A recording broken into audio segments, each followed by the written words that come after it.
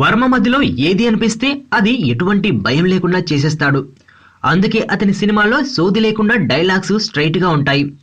తాజాగా RGV talkies పేరుతో యూట్యూబ్లో ఛానల్ ఏర్పాటు చేసి నేరుగా అందులో సినిమాలను విడుదల చేయనున్నారు.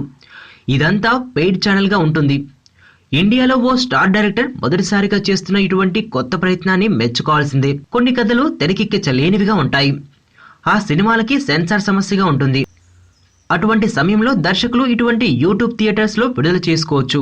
తాజాగా వర్మ ఎరోటిక్ థ్రిల్లర్ గా తిరగనున్న ఈ సినిమా ఫస్ట్ లుక్ ఇప్పటికే అందరినీ ఆకట్టుకుంది. వర్మ ఎందుకు ఈ యూట్యూబ్ థియేటర్ ని ఎంచుకున్నాడో సింగిల్ ఎక్స్ పోస్టర్ ని చూస్తే అర్థమవుతుంది.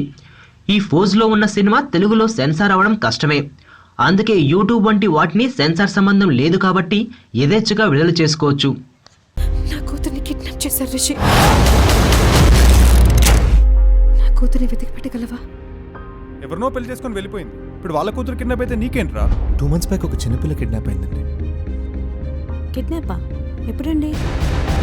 మీరెవరు? నువ్వెవరు? ఎవరు మీరు? ఎక్కడో అమెరికా నుంచి వచ్చి